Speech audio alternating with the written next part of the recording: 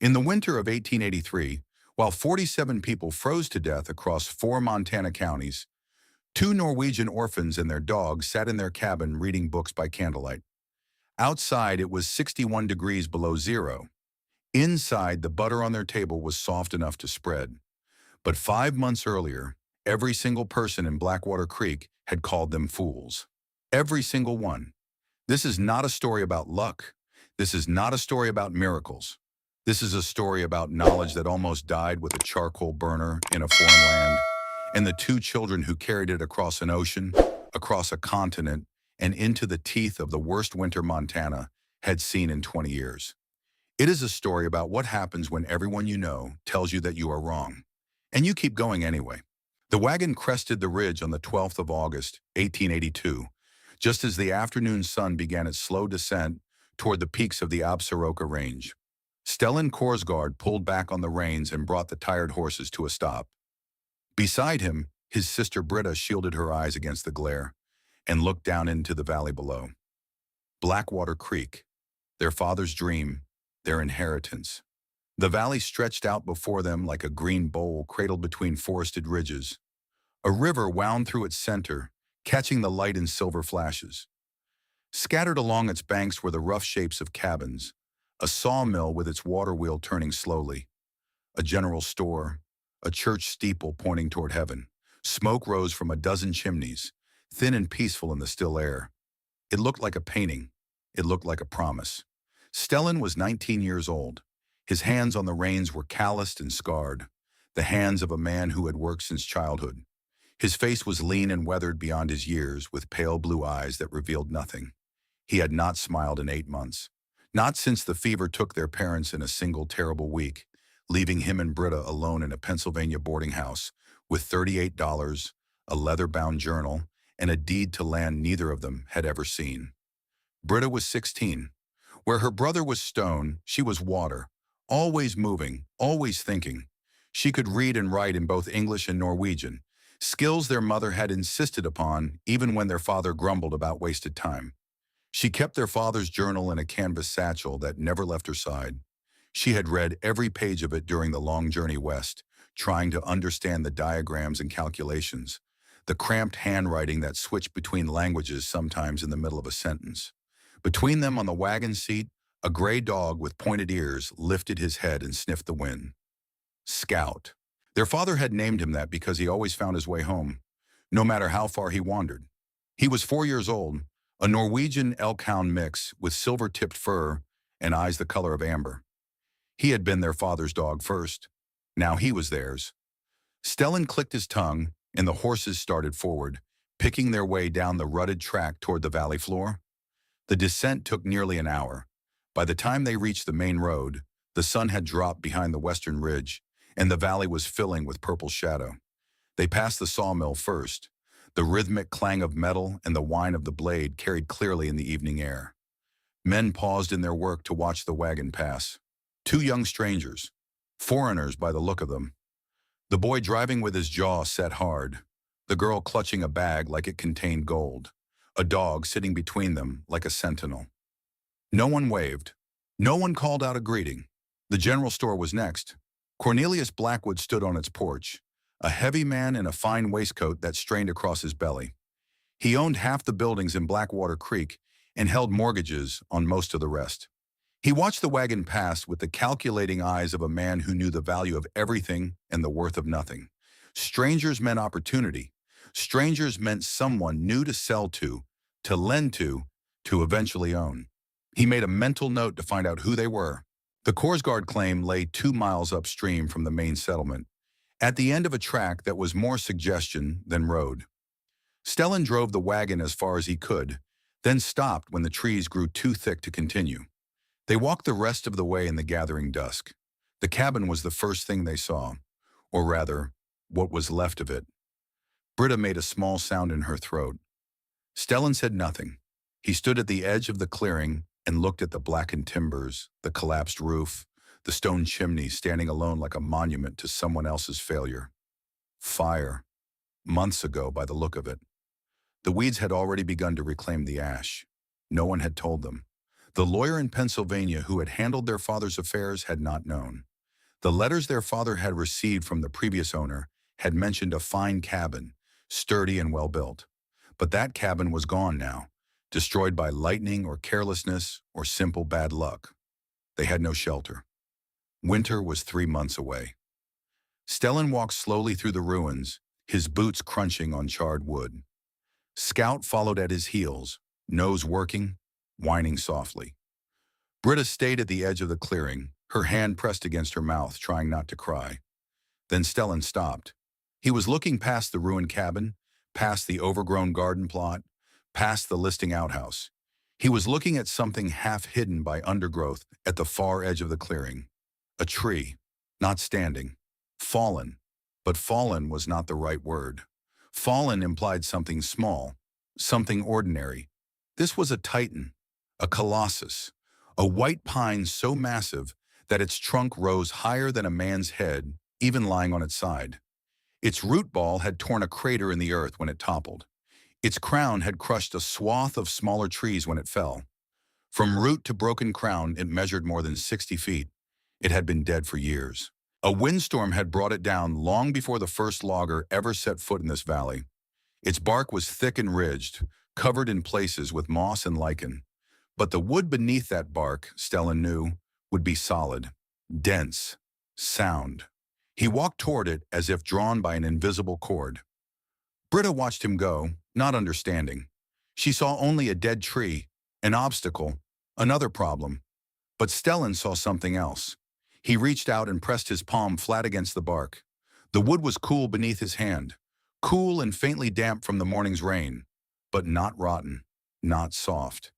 When he rapped his knuckles against it, the sound was solid, deep, 5 feet in diameter, 60 feet long. That was 350 cubic feet of wood, nearly 9,000 pounds of organic material.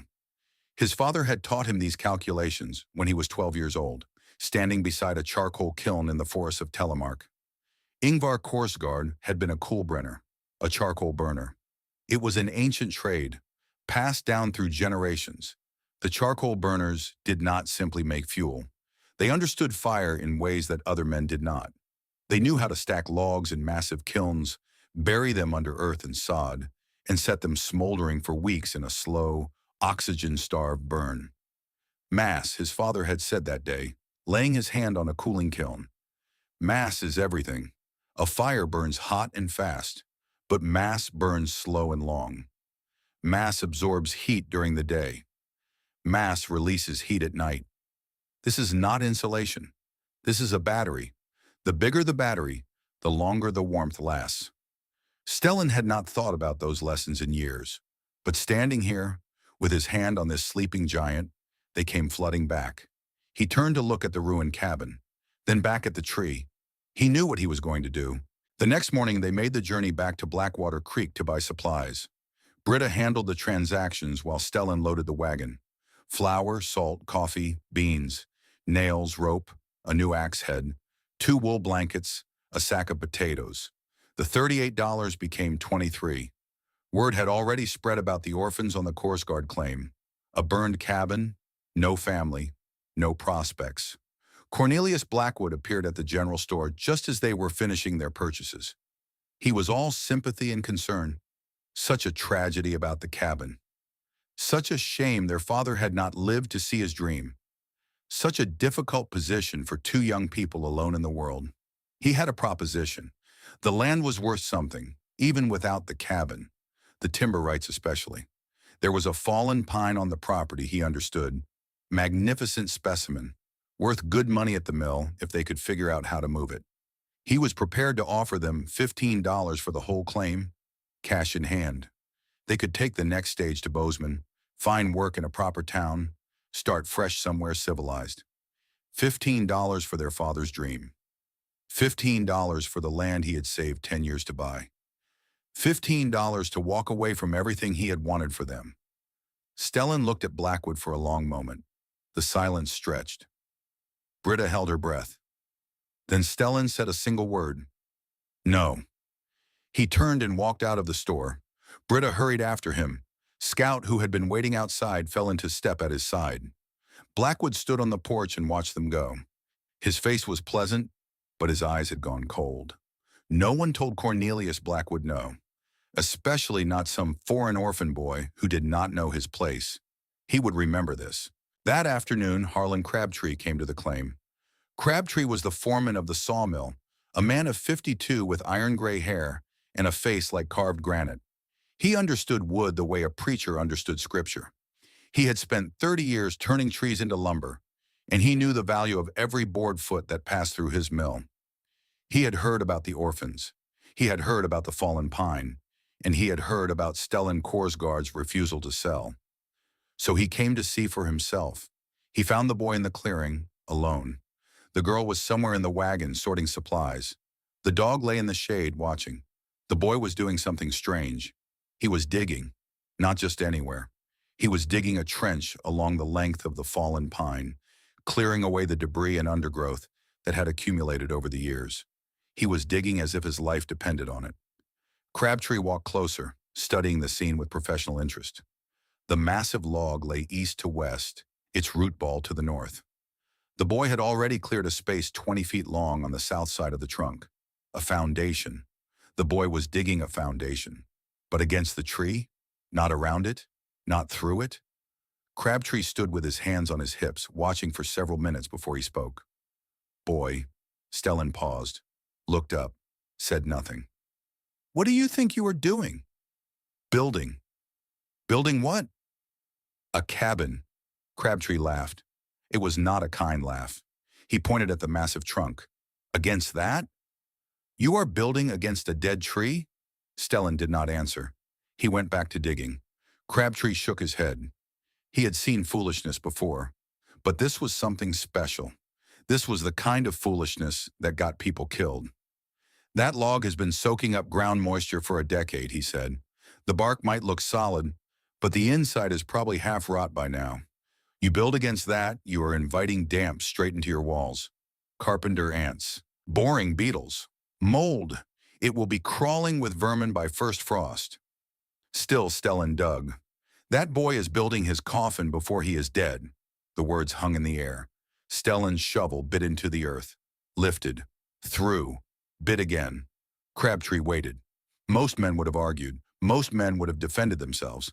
But this boy just kept working, as if Crabtree had not spoken at all. It was infuriating. It was also, in some strange way, unsettling. That log there, Crabtree said, pointing at the massive trunk. I could give you 800 board feet of clear pine off that, maybe 1,000. Best wood in the valley. You want to build a cabin, you let me mill that for you. I will give you a fair price. Better than fair. You will have enough lumber for a proper house, with some left over to sell. Stellan stopped. He straightened up, his face streaming with sweat. He looked at Crabtree for a long moment. Then he spoke. His accent was thick, his voice quiet, but his words were clear. The tree stays. Crabtree stared at him. Then he snorted, shook his head, and turned to go. At the edge of the clearing, he paused and looked back. I will come by in a month, he said, when you have come to your senses. He did not wait for a reply. He did not expect one. The boy was crazy. The boy would learn. They always did. Schuchter Wanterberm. Pause for interaction. Stellan was doing something that everyone told him was foolish, but he had his father's journal and his father's knowledge. He believed he was right. Here is a question for you. Have you ever been told that you were wrong by everyone around you? Have you ever kept going anyway? I would love to hear your story in the comments. Now let us continue with ours. Word spread through Blackwater Creek the way all words spread in small towns, over fences and across counters, in the sawmill and at the church. By supper, everyone knew. The orphans were building a cabin against a dead tree. The reactions ranged from pity to scorn to dark amusement. At the boarding house, Martha Hendricks clucked her tongue and shook her head. Poor children, she said to anyone who would listen. Someone should stop them before it is too late. They have no mother to guide them, no father to teach them. They are building a death trap. At the saloon, Wade Tanner laughed so hard he choked on his whiskey. He was 24 years old, strong as an ox, and certain that he knew everything worth knowing. I will bet my whole month's pay that Shaq falls by Christmas, he announced to the room. Who wants to take that bet? Several hands went up. At the church, Father Alicius Brennan mentioned the situation in his Sunday sermon. He did not name the orphans directly. He did not have to. Everyone knew who he meant. There is a difference between faith and foolishness, my children. The Lord helps those who help themselves, but he cannot help those who refuse to listen to wisdom. Dr. Edmund Fairchild rode out to the claim on the third day. He was the only man of education in Blackwater Creek, a graduate of the medical school in Philadelphia, who had come west for his health and stayed for reasons he could no longer remember. He examined the construction site with the cold eye of a scientist. The project, he pronounced, was structurally impossible. The differential settling between new construction and the existing log will create gaps within the first frost, he explained to Stellan, who continued working as if the doctor were not there. Moisture will infiltrate, ice will form, the expansion will crack your walls. The entire structure will be compromised by spring. Stellan did not argue. He did not explain. He simply said 3 words. You will see. Fairchild rode back to town and reported his findings to Blackwood. The old man listened with a thin smile. The orphans would fail. The property would come up for sale, and Cornelius Blackwood would be waiting with his $15, perhaps even less by then. The work was brutal. Stellan rose before dawn each day and worked until he could no longer see his hands. He did not have the luxury of time. Winter was coming. The first frosts were only weeks away. He had to build fast, but he also had to build right. His father had taught him that. The technique was one Ingvar Korsgaard had studied for years but never fully tested. It was theoretical, a dream sketched in the margins of the journal. But the principles were sound. Stellan had studied them during the long wagon journey from Pennsylvania. He had memorized the diagrams. He had run the calculations in his head, over and over, until he could recite them in his sleep. He did not try to flatten the log or shape it. That would have taken months. That would also have reduced its mass. Instead, he treated the massive trunk as an immutable fact, like a hillside or a cliff face. Using a compass and a plumb bob, he scribed the end of each log for the east and west walls to match the curves of the giant trunk. It was slow work, painstaking. Each log had to be custom cut to nestle perfectly against the contours of the bark. Where there were gaps, he sealed them with a mixture that Britta prepared according to their father's recipe. Clay, moss, and animal hair, packed tight with a wooden paddle. The south wall he built conventionally, with 8-inch logs notched and stacked in the Norwegian style. The rafters ran from the top of that wall up to the crest of the giant trunk, embedding securely into the wood. He was not just building against the tree, he was making the tree a structural part of the house. Britta worked beside him when she could. She mixed the ceiling compound in a large wooden trough, her hands stained red with clay by the end of each day. She hauled water from the creek. She prepared their simple meals. And in the evenings, by the light of a single candle, she read from their father's journal. She was beginning to understand. The entries were a mixture of practical notes and theoretical musings, temperatures and calculations, sketches of kilns and cabins. But scattered among the technical details were fragments of something deeper. Her father's philosophy, his understanding of the world. Mass is patience, he had written in one entry. Fire is urgency. The modern world worships fire, but the old world understood mass. The mountains, the earth, the ancient trees. These things move slowly, but they endure. In another entry, dated just months before his death, I have tried to teach my children what I know. Stellan has the hands. He can build anything. But Britta has the mind. She sees the patterns. Together they are complete. Apart they are only half. Britta read those words and felt tears on her cheeks. She had not known her father thought of her that way. She had always assumed she was an afterthought. The girl. The one who could not swing an axe or lift a timber. But her father had seen something else. He had seen what she could become. She just had to find the courage to become it. The days shortened. The nights grew cold. The aspens on the hillsides turned gold, then bare. And still the cabin rose. Klaus Brenner came at night. He was a blacksmith, a German immigrant who had known their father in the old country. They had worked together briefly at a forge in Philadelphia before the Korsgaards moved west. Klaus had followed a few years later, setting up his own shop in Blackwater Creek. He could not help them openly. Cornelius Blackwood held the note on his shop. One wrong move and Blackwood would call in the debt, leaving Klaus with nothing. But at night, when the town was sleeping, he loaded his wagon with supplies and drove out to the claim. Hinges, nails, iron fittings, a proper saw blade, small things but essential. "Your father was my friend," he told Stellan on the first night. "I cannot help you in the daylight, but I can do this." He pressed a bundle wrapped in oilcloth into Stellan's hands. When Stellan unwrapped it, he found a set of hand-forged tools, a draw knife, a spoke shave, and adze with a handle worn smooth by years of use. "These were your father's," Klaus said. "He left them with me for safekeeping when you went west. He always meant to send for them. Now they are yours." Stellan looked at the tools for a long moment. When he raised his eyes, they were bright with something that might have been tears. But he did not cry. He had not cried since the day they buried his parents. "Thank you," he said. The words were rough, inadequate. But Klaus understood. "Build well," the blacksmith said. "Make your father proud." Old Ezekiel Moss came during the day, when everyone could see. He was 74 years old, a retired miner who had spent 40 years underground in the silver mines of Nevada and Colorado. His lungs were bad and his joints ached in the cold, but his mind was sharp and his eyes missed nothing. He walked the perimeter of the construction site, studying the way Stellan had joined the new walls to the old tree. He ran his gnarled fingers along the seams, feeling the craftsmanship. He knocked on the massive trunk and listened to the sound. Then he laughed. It was a good laugh, a surprised laugh. "Round things last," he said to no one in particular. "Square things break. I learned that in the mines. The round tunnels stood for years, the square ones collapsed." He turned to Stellan, who had paused in his work. "You are building like the old-timers, boy, like the miners who came before the engineers. They knew things the college men have forgotten." Stellan nodded slowly. It was the first validation he had received from anyone in Blackwater Creek.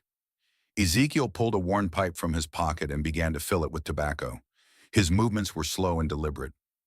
"That log there," he said, gesturing with the pipe stem. "She is not just a wall, she is a stove. A big, slow stove that takes all day to heat up and all night to cool down. Am I right?" Stellan allowed himself the smallest of smiles. "You are right." Ezekiel lit his pipe, puffed until the tobacco caught, and nodded with satisfaction. "The others will not understand. Not until they have to. But I understand." He smoked in companionable silence for a while.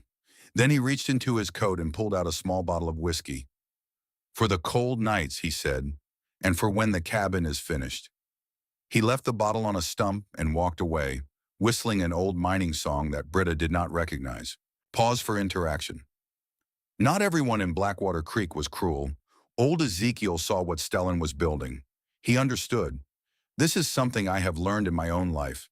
When everyone seems against you, there is often one person, sometimes hidden in the crowd, who sees what others cannot." Have you ever had someone like that?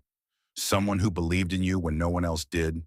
Tell me about them in the comments. I would love to know. The cabin took shape through September and into October. 4 walls, a roof, a door that opened and closed on Klaus Brenner's hand-forged hinges, a stone chimney that Stellan built himself, mortaring the river rocks with the same clay mixture they used for sealing. It was not beautiful. It was rough and strange, a wooden limpet clinging to a fallen giant. The proportions were odd. The roof line sloped at an unusual angle. The north wall, the tree itself, dwarfed everything else. But it was solid. It was sound. And when Britta stepped inside for the first time and felt the stillness of the air, she knew it was going to work. Scout seemed to agree. The dog explored every corner of the cabin, sniffing the seams, investigating the stone hearth, and finally settling in a corner near where the stove would go. He turned 3 circles, lay down, and sighed contentedly. He was home. The skeptics came in waves. First, the curious. Men and women who had heard the rumors and wanted to see for themselves. They stood at the edge of the clearing and stared, whispering among themselves. Some laughed. Some shook their heads. A few made signs against evil, as if the strange structure were some kind of pagan temple. Then the concerned. Martha Hendricks arrived with a basket of food and a heart full of Christian charity. She pressed the basket into Britta's hands and looked around the cabin with barely concealed horror. "You poor dear," she said, "living like this, building against a rotting log. Have you considered what will happen when the snows come?" Britta thanked her for the food and said nothing else. There was no point in arguing. The cabin would speak for itself. Then the hostel. Wade Tanner rode out with 3 of his friends from the sawmill. They had been drinking. Their voices were loud and their movements unsteady. Tanner stood in front of the cabin, swaying slightly, and cupped his hands around his mouth. "Hey, orphan boy, come out here and look at what you built." Stellan emerged from the cabin. He did not speak. He simply stood in the doorway, his hand resting on Scout's head, and waited. Tanner laughed. It was an ugly sound. "I have seen outhouses built better than this. This is not a cabin. This is a joke. You know what we call this back at the mill? We call it the orphan's tomb." His friends laughed. One of them picked up a stone and threw it at the cabin. It bounced off the massive trunk with a hollow thunk. "That tree is dead," Tanner continued, "and come January you will be dead too. Frozen solid. They will find you in the spring, curled up like dogs. That is if the wolves do not get you first." Still Stellan did not speak. He simply looked at Tanner with those pale blue eyes. Calm, unblinking, utterly without fear. Something about that gaze unnerved Tanner. He shifted his weight, suddenly uncomfortable. He was used to men who argued, who fought back, who gave him something to push against. This silence was different. This silence was like pushing against stone. "Come on," he muttered to his friends. "Let us go. This place gives me the creeps." They rode away, laughing too loudly, throwing insults over their shoulders. But Britta, watching from the window, noticed that Tanner did not look back. The worst moment came 3 days later. Britta woke in the middle of the night to Scout's frantic barking. She sat up in her narrow bed, heart pounding, and saw Stellan already on his feet, reaching for the axe. "Stay here," he said. He slipped out into the darkness. Britta waited, counting her heartbeats, straining to hear. Scout's barking faded, then stopped. The silence stretched. Then Stellan was back. His face was pale in the moonlight. "Come," he said. "You need to see this." They walked together to the south wall, where Britta had spent 2 days applying the clay and moss ceiling mixture. Or rather, where she had applied it. It was ruined. Someone had come in the night and poured water over the entire wall. The mixture, still soft, had washed away in rivers of red-brown mud. The gaps between the logs were exposed, gaping open like wounds. Britta sank to her knees in the mud. She had worked so hard. 12 hours of mixing and carrying and packing, all destroyed in an instant. She looked up at Stellan. His jaw was tight. His hands were clenched at his sides. "Who?" she whispered. He pointed at the ground. Boot prints in the mud, leading away toward the road. Large boots, loggers' boots. "Tanner," Stellan said, "or one of his friends." Britta felt the tears coming and did not try to stop them. It was too much. The burned cabin, the hostile town, the endless work, and now this. Sabotage. Cruelty for its own sake. She thought of their parents, their father, who had dreamed of this land, their mother, who had died holding Britta's hand and whispering promises of a better life. They had come so far, sacrificed so much. And for what? To be mocked, to be vandalized, to be driven out by men who did not understand and did not want to. She felt a hand on her shoulder, looked up. Stellan was standing over her, his face unreadable. "We fix it," he said. "Tomorrow. We fix it and we keep going." "But why?" Britta's voice cracked. "Why do they hate us so much?" Stellan was quiet for a long moment. When he spoke, his voice was softer than she had ever heard it. "They do not hate us. They are afraid of us. We are doing something they do not understand. And when people do not understand, they become afraid. And when they become afraid, they become cruel." He helped her to her feet, but fear does not last forever. When the winter comes, they will see, and then they will understand. Britta wiped her eyes with the back of her hand. She looked at the ruined wall, then at her brother. "How do you know?" she asked. "How can you be so sure?" Stellan reached into his coat and pulled out their father's journal. He pressed it into her hands. Because our father knew, he said, and he taught us. That is enough. It took Britta 4 days to repair the damage. 4 days of mixing clay and hauling moss and packing the seams while her hands cracked and bled in the cold.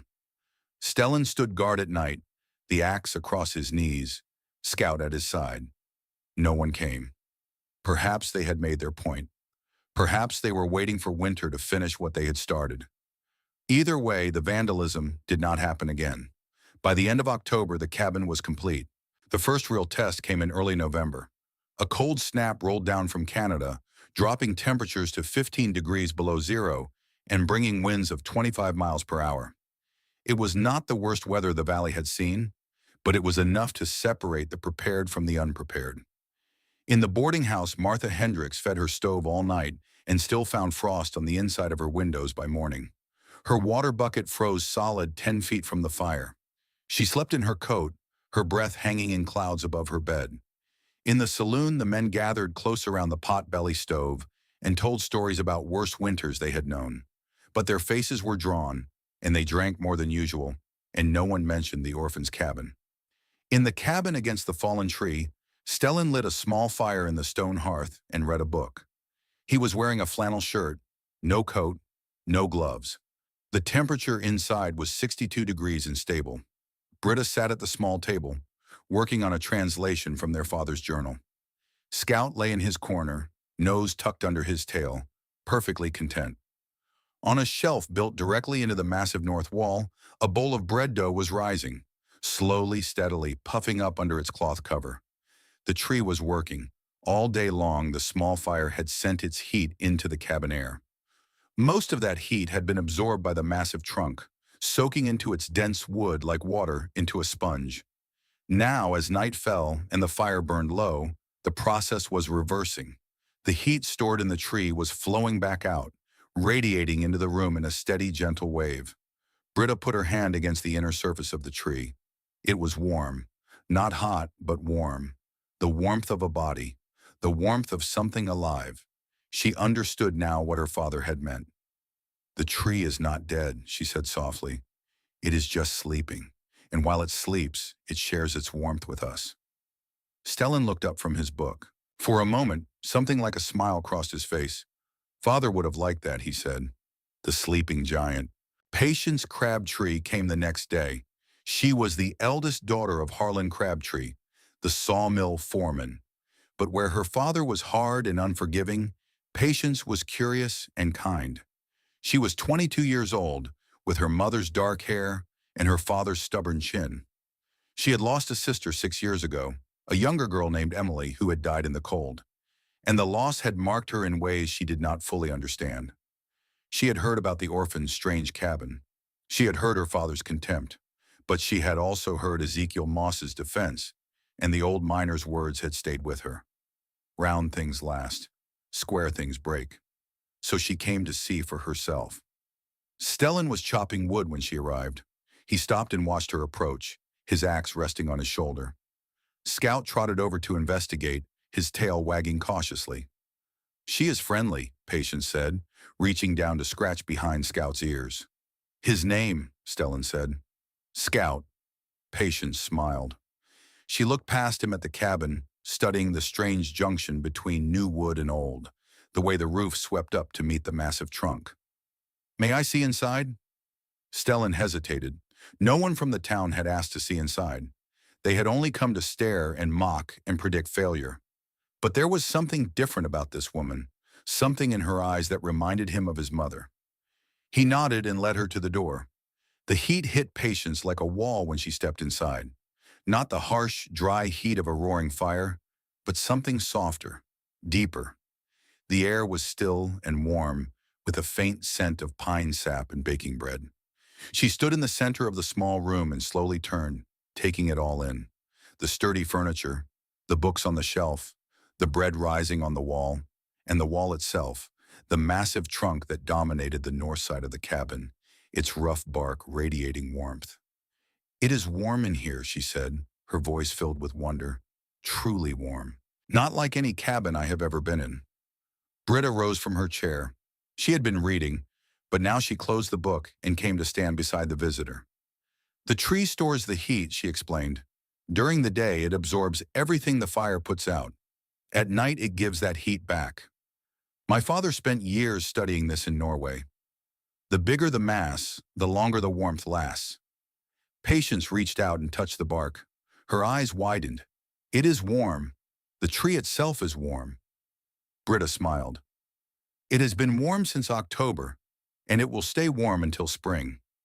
Patience looked from the tree to the small hearth, where only embers glowed. Then back to the tree. How much wood do you burn? Stellan answered from the doorway. 1/4 of what others burn. Maybe less. Patience was silent for a long time. She was thinking of her father's cabin, where the stove roared all winter, and the cold still crept through the walls. She was thinking of Emily, her little sister, who had gone to sleep one January night and never woken up. The cabin had been warm enough. That was what their father always said. Warm enough. But warm enough had not saved Emily. She looked at Stellan, then at Britta, then at the sleeping giant that formed their north wall. My father says you are fools, she said quietly. He says this cabin will fall apart by spring. Stellan shrugged. Your father is wrong. Patience nodded slowly. Something in her eyes had changed. Something had shifted. I think he might be, she said. I think he might be wrong about many things. She came back 3 more times before winter arrived in earnest. Each time, she brought something. A jar of preserves, a sack of apples, a book of poetry that had belonged to her mother. She and Britta talked for hours while Stellan worked outside. They talked about books and cooking and dreams. They talked about loss. Patience spoke of Emily, the sister she had failed to save. Britta spoke of their parents, the weight of their memory, the burden of their hopes. They became friends.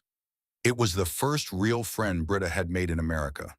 And perhaps, though neither Stellan nor Patience would have admitted it, something else was beginning too. Something quieter. Something that would take longer to name. Patience rode home one evening as the sun was setting. She found her father in his study, staring at a small daguerreotype on his desk. It was Emily. It was always Emily. Papa, Patience said softly, I went to see the orphans' cabin today. Harlan did not look up. I told you to stay away from there. I know. But I had to see for myself. And Papa, Patience hesitated. It was warm. Truly warm. Warmer than our house has ever been. Harlan's jaw tightened. That is impossible. I touched the tree, Papa. The fallen pine they built against. It was warm. Not from a fire. From something else. Something about the wood itself. For a long moment, Harlan said nothing. His fingers traced the edge of the photograph. Emily's face frozen in silver and time. Then he spoke, and his voice was barely a whisper. Emily's room was the coldest in the house. I built that house myself. I was so proud of it. And her room was always cold. Patience felt tears prick her eyes. She had been 12 when Emily died. Old enough to remember. Old enough to understand. Papa, she said, what if there was another way? What if those orphans know something we do not? Harlan looked up at last. His eyes were red-rimmed, haunted. Then I have spent 6 years hating them for being right, he said. And I do not know if I can stop. But the seed had been planted. And when the storm came, when Harlan stood in the clearing and felt the warmth radiating from that impossible tree, the seed would finally break through the frozen ground of his grief. Pause for interaction. The first test had passed. The cabin had worked exactly as Stellan predicted, but the real test was still coming. The worst winter in 20 years was on its way. If you are enjoying this story, I hope you will consider subscribing to our channel. We bring you stories of forgotten wisdom every week. Stories of people who knew things that we have lost. Stories that might just save your life someday. Now let us continue. The signs came first to those who knew how to read them. Old Ezekiel Moss noticed the barometer falling 3 days before the storm. Not falling fast, but falling steadily, hour after hour without stopping. He had seen that pattern before. Once, in the winter of 1856, 47 people had died. He walked to the edge of town and looked at the sky. It was clear and blue, innocent as a child's smile. But Ezekiel was not fooled. He knew what was coming. At the Korsgaard cabin, Scout grew restless. He paced the small room, whining softly, refusing to settle. When Britta opened the door to let him out, he planted his feet and would not move. He knows, Stellan said. Animals always know. In the town, life went on as usual. Men worked at the sawmill. Women hung washing on the line. Children played in the last of the autumn sun. No one saw what Ezekiel saw. No one felt what Scout felt. But the storm was coming, and it would spare no one. December 19th, 1882. The sky began to change at dawn. The clear blue faded to white, then to a sickly yellow-gray that Stellan had only seen once before, in Norway when he was a child. His father had pointed at that sky and said a single word. Storm. By noon, the first snowflakes were falling. They were not the soft, lazy flakes of an ordinary snowfall. These were hard and small, driven nearly sideways by a wind that had risen from nothing in the space of an hour. Visibility dropped to 50 feet, then 20, then 5. By nightfall, the temperature had plunged to 20 degrees below zero and was still falling. The storm had arrived. In the boarding house, Martha Hendricks piled wood on her fire until the stove glowed cherry red. It made no difference. The cold crept through the walls, under the doors, around the windows. By midnight, frost covered every pane of glass. By morning, the frost was an inch thick. In the saloon, the men who had stayed late found they could not leave. The wind was too strong, the visibility too poor. They pushed tables against the doors and slept on the floor, huddled together for warmth like cattle in a barn. At the sawmill, the water wheel froze solid. The machinery ground to a halt. The logs stacked in the yard disappeared under drifts that grew taller by the hour. And still the storm raged. Day 1 became day 2. Day 2 became day 3. The snow piled higher. The temperature dropped lower. 15 below. 20 below. 25 below. On day 3, the Peterson cabin collapsed. The roof had been built in the standard style, with a shallow pitch designed for quick construction. It could not handle the weight of 4 feet of snow. At 3 in the morning, while the family slept, the center beam cracked and the entire structure came down. All 5 Petersons survived, but only barely. They crawled from the wreckage in their nightclothes and made for the nearest neighbor, 200 yards away. Mrs. Peterson's toes turned black by the time they arrived. She would lose 3 of them to amputation. On day 4, the wind stopped, but the cold intensified. The mercury in the thermometer dropped below its lowest mark and stayed there. Later, they would calculate that the temperature reached 47 degrees below zero. With the wind chill, it felt like 80 below.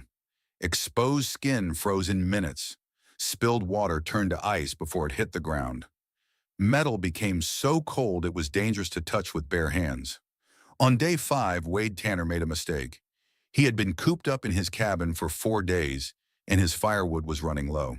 He could see the woodpile through his window, just 100 feet away, half buried in snow but still accessible. He decided to make a quick trip. He put on his coat but not his gloves. He did not bother with a scarf. It would only take a minute. He found the woodpile. He gathered an armful of logs. He turned to go back, and he could not find his cabin. The snow had begun to fall again, thick and fast. His footprints had disappeared. Everything looked the same in every direction. White, gray, white. He turned in circles, the cold biting into his exposed hands, into his face, into his lungs. They found him 2 hours later, curled in a ball 50 feet from his door. He was alive, but 3 fingers on his right hand were frozen solid. The doctor would remove them the next day. On day 6, the temperature dropped further still. The weather station in Bozeman would later record that the temperature in the high valleys reached 61 degrees below zero. It was the coldest night in Montana's recorded history. On day 7, Martha Hendricks ran out of firewood.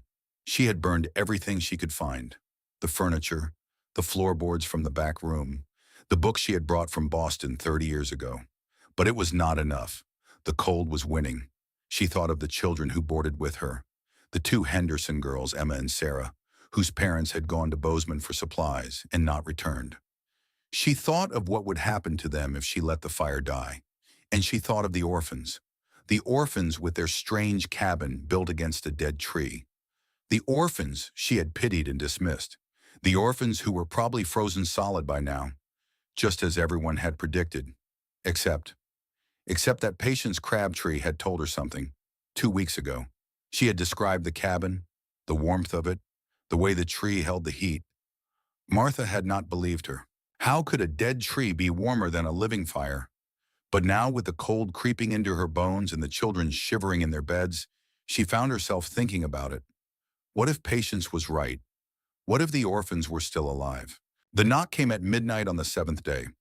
Stellan opened the door and found Patience Crabtree standing in the snow. She was carrying a bundle in each arm. Two small children wrapped in blankets, their faces pale and still. "Mrs. Hendricks sent me," Patience gasped, her breath coming in ragged clouds. "She said to tell you she was wrong. Please, the children." Stellan did not hesitate. He stepped aside and let them in.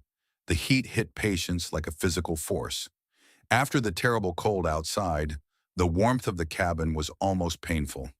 She stood in the doorway, blinking, unable to process what she was feeling. It was warm, truly, deeply warm. Not the desperate, flickering warmth of a dying fire, but something steady and solid. Something that filled the room like sunlight. Britta was already moving, taking the children from Patience's arms, carrying them to the hearth. She stripped off their wet outer clothes and wrapped them in dry blankets. She heated water and made tea. She did everything their mother had taught them to do for people who had been too long in the cold. One of the children, the younger one, was barely breathing. She was 7 years old. Her name was Emma, and she had not spoken a word since the second day of the storm. Britta held her close, sharing her body heat, murmuring soft words in Norwegian, the language of comfort and home. Scout came and lay beside them, pressing his warm body against the little girl. For 6 hours, Emma did not move, did not speak, did not open her eyes. And then, just as dawn began to lighten the sky outside, she stirred. Her eyes fluttered open. She looked at Britta, then at Scout, then back at Britta. "Can I pet the dog?" she whispered. Britta laughed through her tears. "Yes, sweetheart, you can pet the dog." On day 8, more people came. Klaus Brenner and his wife, whose cabin had partially collapsed under the snow. They brought what food they could carry and a desperate gratitude that needed no words. Old Ezekiel Moss, whom Stellan had gone out into the storm to find when the old man did not appear at his usual spot by the window. He was weak but alive, and he refused to stop talking about how he had known this storm was coming, how he had tried to warn people, how no one had listened. By the end of day 8, there were 8 people in a cabin built for 2, plus 1 dog. It should have been miserable. It should have been chaos. Instead, it was something else. Something unexpected. They shared food. They told stories. They slept in shifts, some in the beds, some on the floor, some in chairs pulled close to the hearth. The children recovered their strength. The adults recovered their hope. And through it all, the sleeping giant held them safe. The fire burned low but never went out. The tree absorbed the heat and gave it back. Hour after hour, day after day. The temperature outside dropped to 61 degrees below zero, the coldest anyone could remember. And inside the cabin, 8 people and a dog lived in warmth and peace. On the morning of the 9th day, the storm ended. The wind stopped, the clouds parted, the sun rose over a world transformed into white silence. Stellan opened the door and stepped outside. The cold hit him like a hammer, but he stood and looked at the valley below. Smoke rose from some chimneys. From others, nothing. The drifts had buried some cabins to their rooflines. The road was invisible. The creek was frozen solid. And all around the fallen pine, in a perfect arc 5 feet wide, the snow had melted. The tree was warm enough to melt the snow. In the middle of the worst winter in 20 years, the tree was warm. Pause for interaction. 9 days. 47 people died across 4 Montana counties. But in a cabin built by 2 orphans against a dead tree, 8 people survived in warmth and safety. This is not a miracle. This is science. Science that a Norwegian charcoal burner understood a century before the engineers caught up. If you are still watching, I want you to know something. The knowledge that saved those people exists in many forms. The old ways, the forgotten ways, the things our grandparents knew that we have lost. What do you know that others have forgotten? What wisdom has your family passed down? Tell me in the comments. I want to hear your stories. And now, let us see what happened when Harlan Crabtree came to the cabin. Harlan Crabtree left his cabin on the morning of the ninth day with death on his mind. Not his own death, the deaths of the orphans. He was certain they were dead. The cabin they had built was a joke, a travesty, an insult to everything he knew about construction. He had told them it would fail. He had warned them. And now, after 9 days of the worst storm he had ever seen, he knew that his warnings had come true. He was going to find their bodies. He was going to prove, once and for all, that he had been right. The walk to the Korsgaard claim was brutal. The drifts were chest-high in places. The cold bit at every inch of exposed skin. But Crabtree pushed on, driven by a grim determination that had nothing to do with sympathy and everything to do with vindication. He crested the ridge above the claim and stopped. He stared. Something was wrong. The cabin was still standing. Not just standing, but intact. The roof had not collapsed. The walls had not fallen. The door was closed and solid. But that was not what made Crabtree stare. It was the snow. The snow around the massive trunk was gone. In a perfect arc, 5 feet wide, the ground was bare. Not just clear of drifts, but bare. Dark earth, pine needles, steam rising faintly in the frozen air. The tree was warm.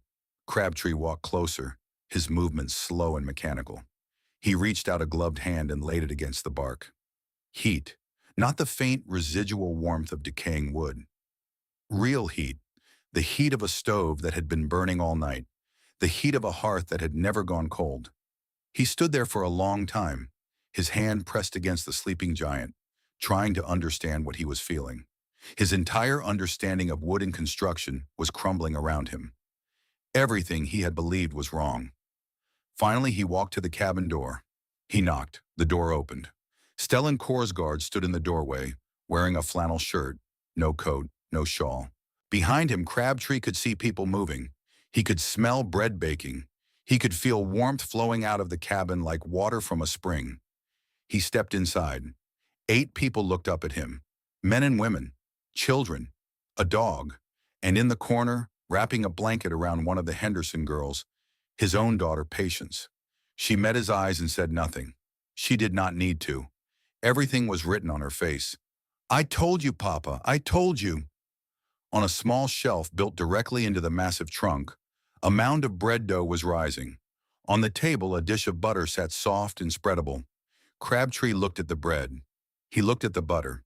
He looked at the tree that formed the entire north wall of the cabin, its bark radiating warmth like a living thing. And something in him broke.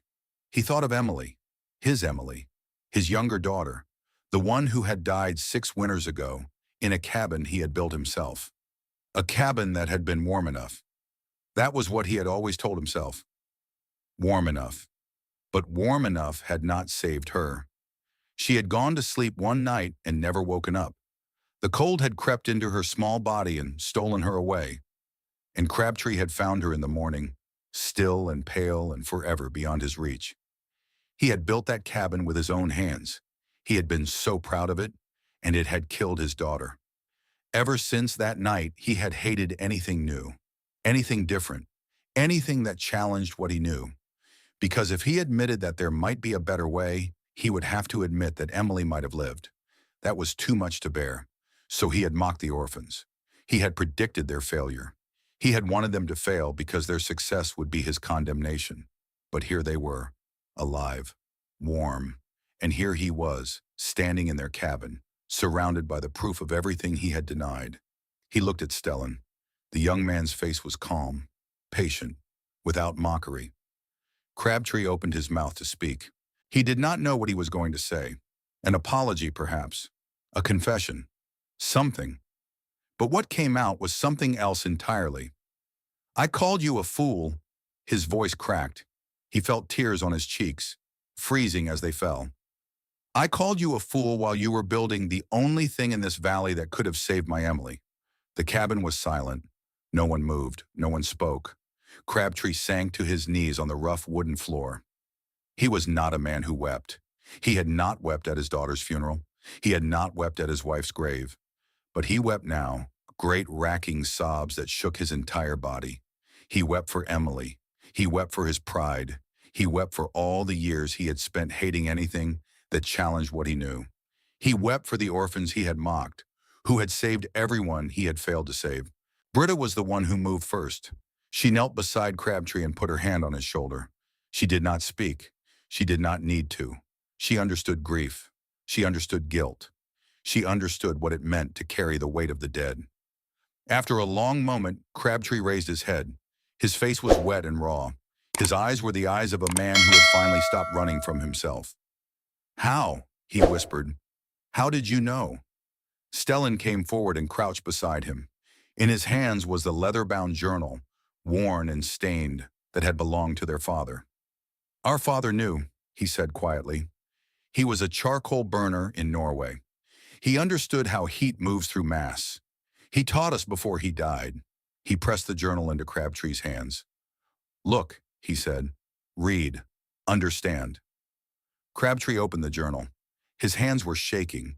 The pages were filled with diagrams and calculations, notes in Norwegian and English, sketches of kilns and cabins and things he did not recognize.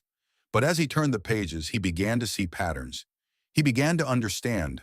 The principles were all there: heat absorption, thermal mass, radiant release, concepts that Crabtree had never encountered. But that made perfect, obvious sense once he saw them demonstrated. He closed the journal. He handed it back to Stellan. Then he stood slowly, painfully, like a man rising from a grave. "I was wrong," he said. His voice was stronger now, steadier. "We were all wrong." He looked around the cabin, at the people he had scorned, at the warmth he had mocked, at the tree he had wanted to destroy. "What can I do?" he asked. "How can I make this right?" Stellan looked at him for a long moment. Then he spoke.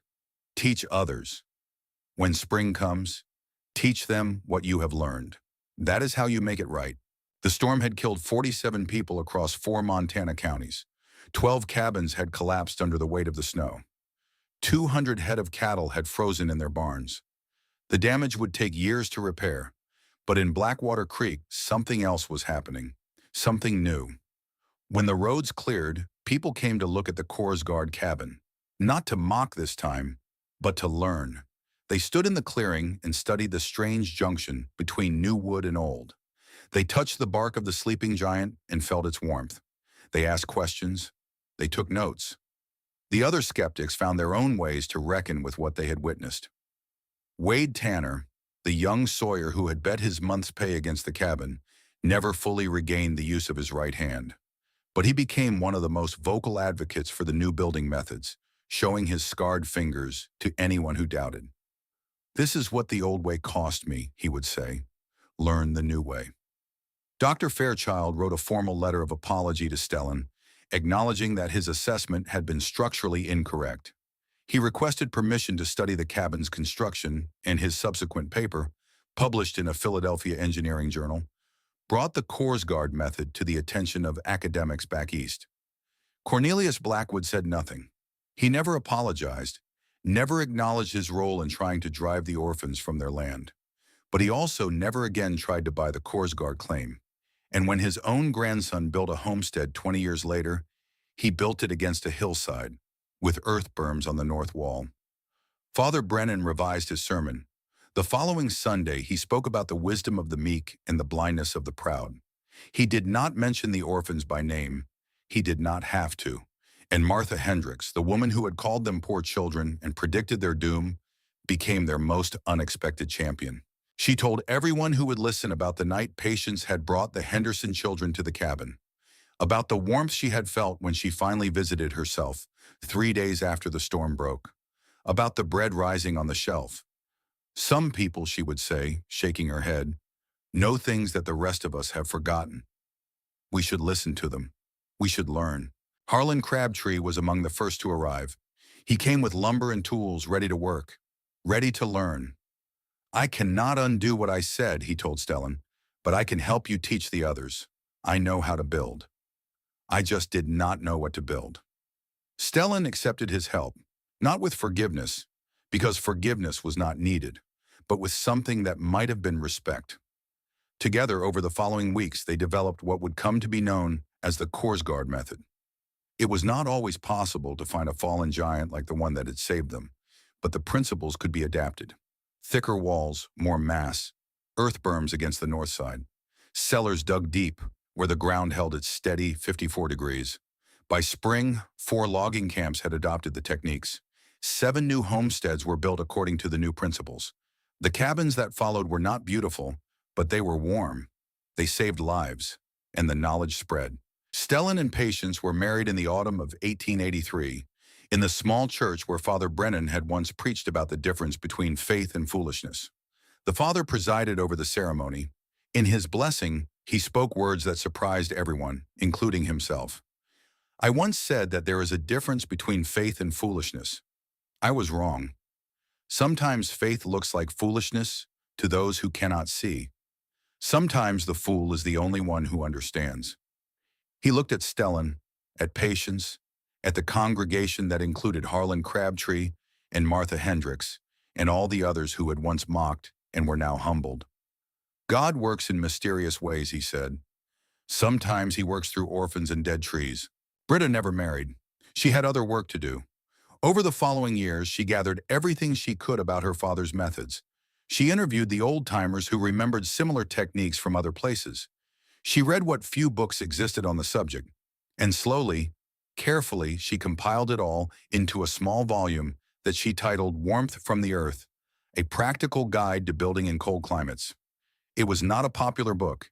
It sold perhaps 200 copies in her lifetime, but those copies found their way into the hands of people who needed them. Farmers in North Dakota, ranchers in Wyoming, miners in Alaska, people who lived on the edge of survival and could not afford to waste a single stick of firewood. The Montana Historical Society acquired a copy in 1912. A researcher there recognized its value and had it reprinted, and the knowledge continued to spread. Scout lived to be 14 years old. He grew gray and slow, spending most of his days in his favorite corner near the hearth. Stellan's children loved him. They pulled his ears and rode on his back and told him secrets that he kept faithfully. He died in his sleep one February night, while the wind howled outside and the cabin stayed warm. They buried him in the spring, when the ground had thawed, at the foot of the great fallen pine that had sheltered them all. Stellan carved a simple marker from a piece of the pine itself. Scout, it read. He always found his way home. Pause for interaction. The story of Stellan and Britta Korsgaard is not just a story about survival. It is a story about knowledge, about what we remember and what we forget, about the wisdom that our grandparents and great-grandparents carried, that we have let slip away. How much have we lost? How much could we recover, if only we knew where to look? I want to hear from you. What old knowledge does your family carry? What did your grandmother know that you wish you had learned? Leave a comment below. Share what you know. Let us build a library of forgotten wisdom together. In 1978, researchers from Montana State University came to Blackwater Creek. They were studying thermal mass and frontier architecture, trying to understand how early settlers had survived without modern insulation.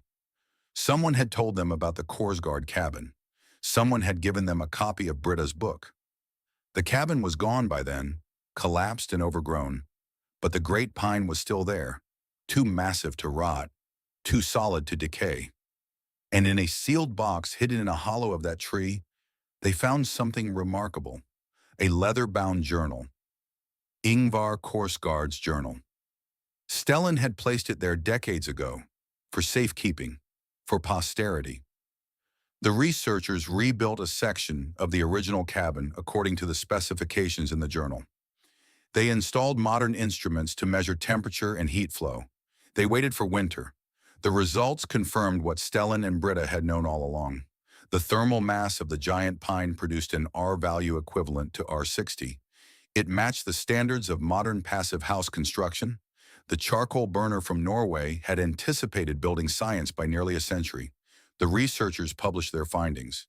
The journal was donated to the Montana Historical Society, and the name Korsgaard, once mocked in Blackwater Creek, became a footnote in the history of American architecture. There is one more thing to tell.